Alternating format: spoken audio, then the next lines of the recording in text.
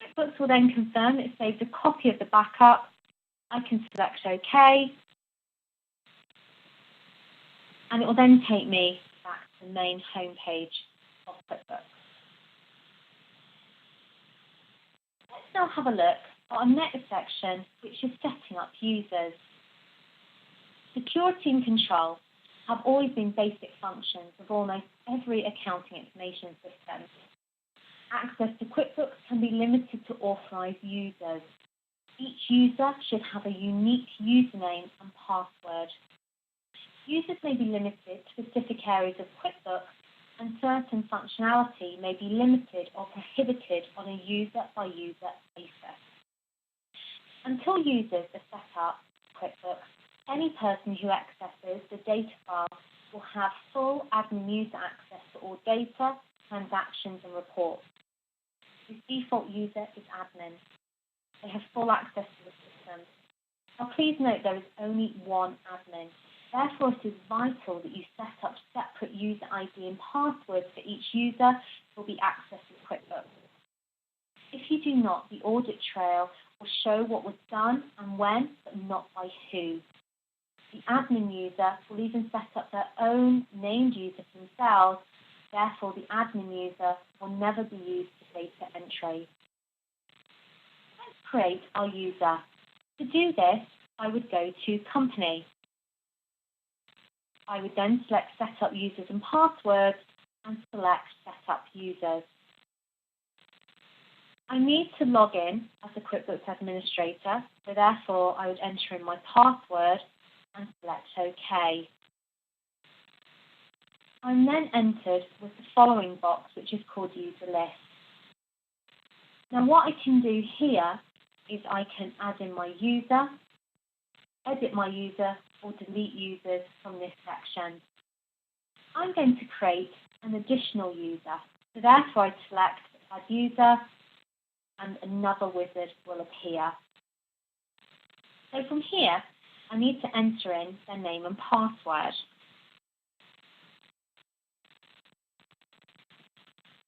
And select Next. What I then need to do is I need to select what areas I want them to have access for. So for example, I can choose all areas of QuickBooks, or I can choose selected areas of QuickBooks.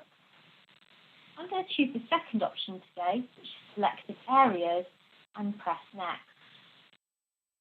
Now, because I said I wanted to choose selected areas, I now have to go through the next 11 screens, choosing which options I want them to have access to. So, for example, I want them to have full access to sales and accounts receivable.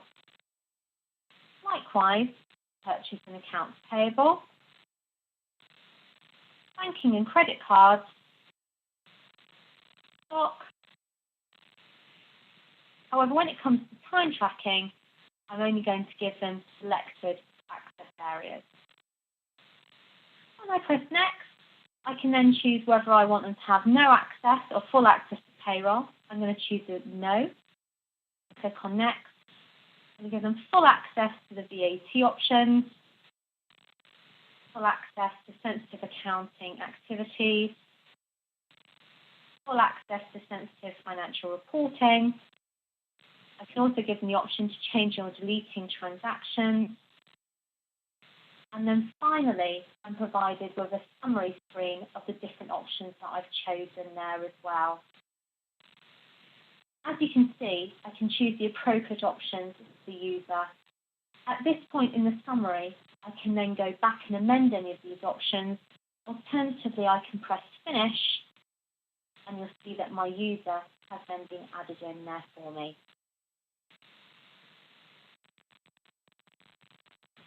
You may recall earlier on in the webinar, I showed you how to set up items in QuickBooks. Now, as I explained, the item I added in is called Window Installation. And as explained, this would just be the name and would not be associated with a specific income revenue account.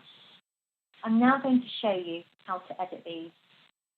So first of all, I would need to select Items and Services.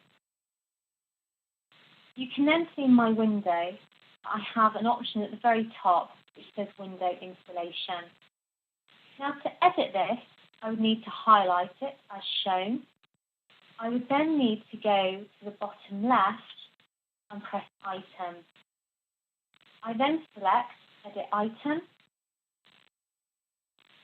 and I will then have a screen appear which talks about a new feature called add/edit multiple lists. I'm going to discuss this with you in more detail in just a moment. What I'm going to do though is I'm going to edit my item. So as you can see here, I can change the name, the description, the rate and the backcode. But what I'm going to do here, I'm going to go down to the section called account. Now what I can do here is I can change the income stream, or alternatively I can go to the top of this list and press add new, and I can add in a new income revenue account. So for this example, I'm going to add in an account called installation and press save and close. At this point, I would then select OK. It confirms the account change. And once again on my screen, you'll see there that window installation, the account has been amended for me.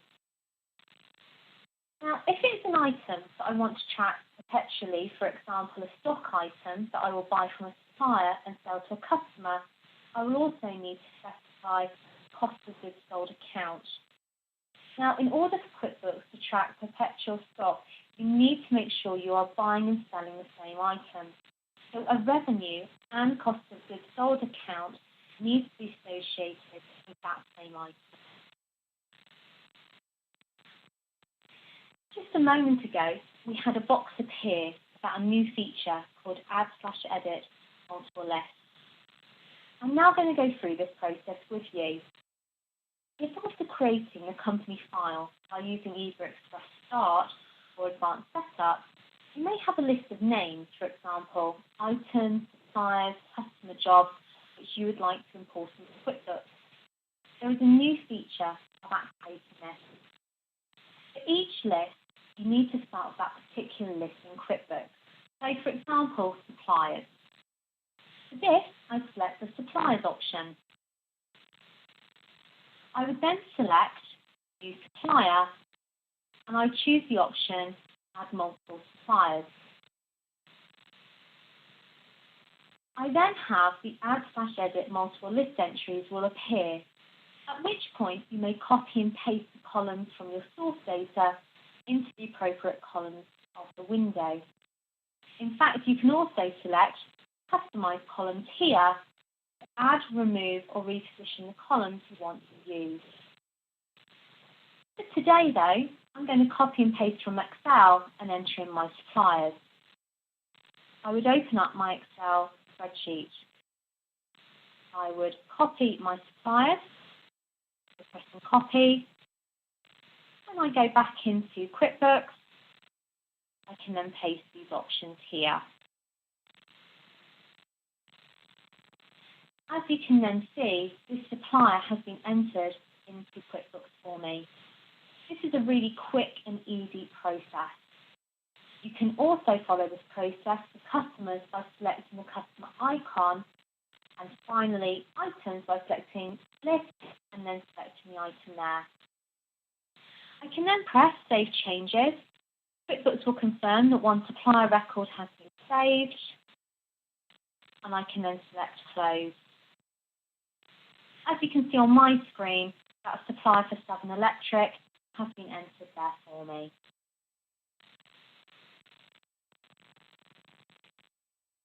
We're now coming to our section where we're going to start entering opening account balances. Now, in the user guide which you have, which accompanies this webinar, there are 4 sets of methods to complete this. Regardless of the methods that you have chosen to complete the new data file, these procedures should be utilised for entering and opening balances. By following these procedures, you can be assured that you have entered all the necessary details to reconcile the account. So first of all, you would, for existing companies, print all hard copy reports of balances as of the